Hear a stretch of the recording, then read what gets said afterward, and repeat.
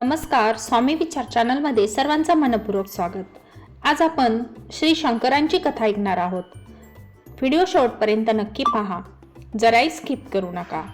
तर ही भगवान शंकरांची कथा सुरुवात करूया. आटपाट नगर होतं. तिथे एक राजा राज्य करीत होता. राज्यकारभार उत्तम चालला होता. राजाला 4 बायका होता. राजानं प्रत्येकीला एक एक काम नेमून दिलं होतं. थोरलीला दूध दुभत्याचं आणि गोठ्याकडे लक्ष ठेवण्याचं काम सोपवलं. दुसरीला स्वयंपाकाचं काम दिलं.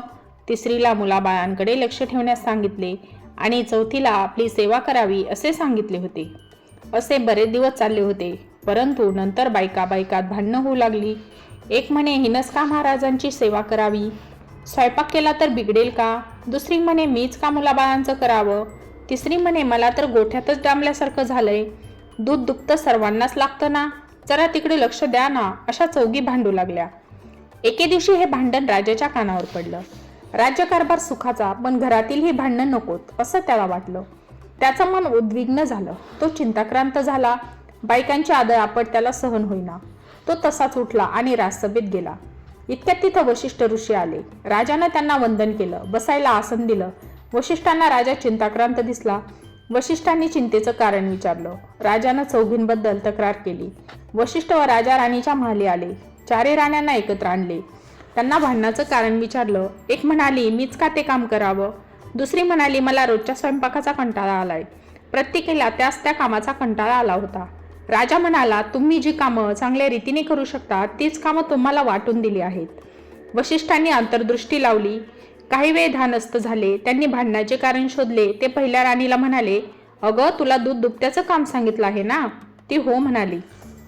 तर मग एक तू पूर्वजन्मी गाय होतीस, रानावनात चरायला जायचीस. तेथे एक शिवलिंग होतं.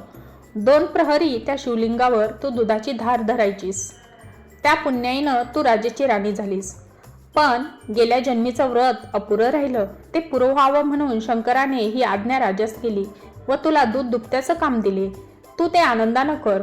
शंकरच म्हणे नवराधर, त्याची आज्ञा पाळ म्हणजे तुझं कल्याण होईल आणि शेवटी तुला कैलासाची प्राप्ती होईल. राणीनं त्यांना नमस्कार केला व भांडणाचा त्याग केला आणि सुखासमाधानानं नांदू लागली.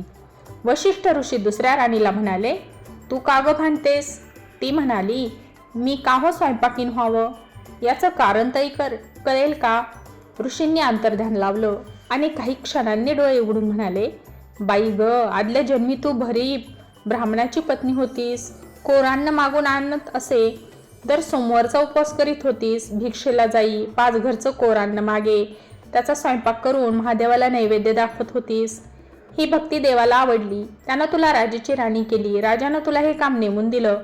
ते तू मान्य कर. सगळ्यांना जेव घाल. सर्वांना तू आत्मिक समाधान दे म्हणजे तुझं व्रत पूर्ण होईल.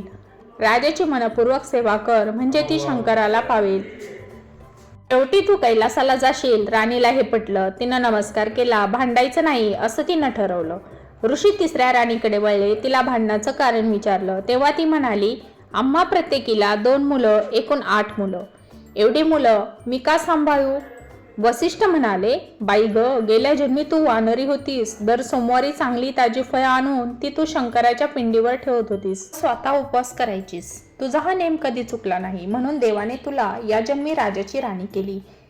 तू देवाला फळं वाहिलीस म्हणून देवानं तुला एवढी मुलं दिली. राजानं तुला सांभाळायला लावली. मग तूच सांग, राग कशाला आणि भांडण तरी कशाला.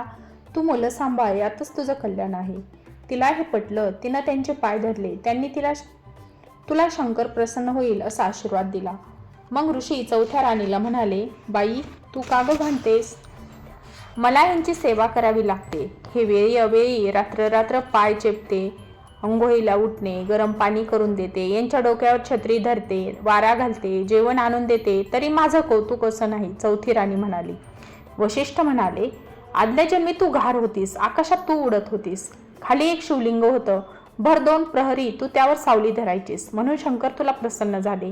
त्यांनी तुला राजाची राणी केली. तुला छप्पर पलंगावर बसवलं. गाद्या किर्द्यांचे सुख दिलं. जसं त्यांनी तुला सुख दिलं तसं तू राजाला दे म्हणजे तुझं कल्याण होईल, जन्माचं सार्थक होईल.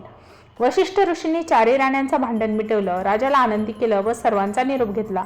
राण्या न भांडता गुण्यागोविंदानं नांदू लागल्या. तसं सुख समाधान घरोघरी राहू दे ही 60 उत्तराची कहाणी 5 उत्तरे सुफल संपूर्ण. आणि तेव्हापासून खरं तर सोमवार हे व्रत किंवा सोमवारचं व्रत शंकरांना प्रसन्न करण्यासाठी केलं जातं, जे आम्ही करतो.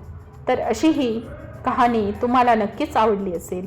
अशाच नवनवीन माहितीसाठी, धार्मिक व्हिडिओसाठी आपल्या चॅनलला लाईक, शेअर आणि सबस्क्राईब करा. पुन्हा भेटू नेक्स्ट व्हिडिओमध्ये. धन्यवाद.